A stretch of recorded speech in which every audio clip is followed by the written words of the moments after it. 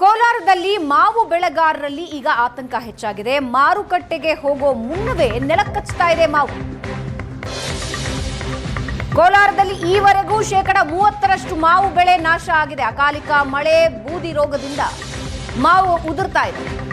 4 ವರ್ಷಗಳಿಂದ ಬೆಲೆ ಸಿಗದೆ ಅಲ್ಲಿನ ರೈತರು ಕಂಗಾಲಾಗಿದ್ದಾರೆ. ದೇಶ ವಿದೇಶಕ್ಕೆ ಕೋಲಾರದಿಂದ ಮಾವು ಸರಬರಾಜಾಗುತ್ತೆ. ರೈತರಿಗೆ ಮುಂಗಡ ಹಣ ನೀಡಿರ್ತಾರೆ ವ್ಯಾಪಾರಿಗಳು, ಅವರಿಗೂ ಈಗ ನಷ್ಟ.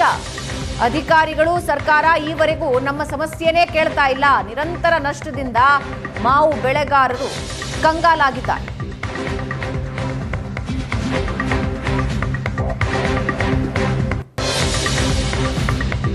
ಅಕಾಲಿಕ ಮಳೆ ಒಂದು ಕಡೆ, ಬೂದು ರೋಗ ಒಂದು ಕಡೆ.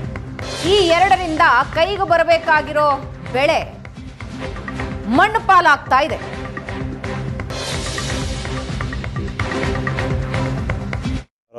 ನಾವು ಹೋದ ವರ್ಷಕ್ಕಿಂತ ಈ ಸಲ ಭಾಳ ಕಡಿಮೆ ಇದೆ ಫಸಲು.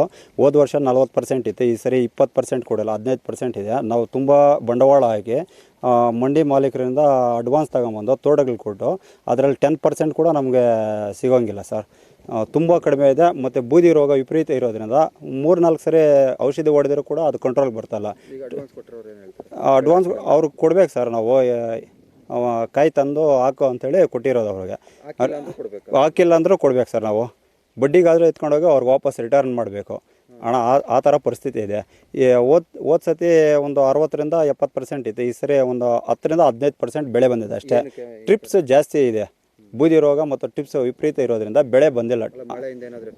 ಮಳೆಯಿಂದನೂ ಗಾಳಿಗೆ ಒಂದು ಇರೋದ್ರಲ್ಲೇ ಒಂದು 2-3% ಉದುರಿ ಹೋಗಿದೆ. ಬಿಸಿಲಿಗೆ ಒಂದು 2-3% ಉದುರೋಗಿದೆ. ಇನ್ನು ಉಳಿದಿರೋದು 10% ನಮ್ಗೆ ಅಷ್ಟೇ. 10% ಸಿಗ್ತಾ ಇದೆ ಸರ್.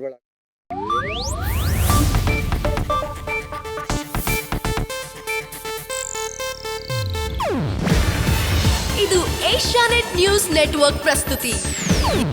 ನೀವು ನೋಡ್ತಿದ್ದೀರಾ ಏಷ್ಯಾನೆಟ್ ಸುವರ್ಣ ನ್ಯೂಸ್.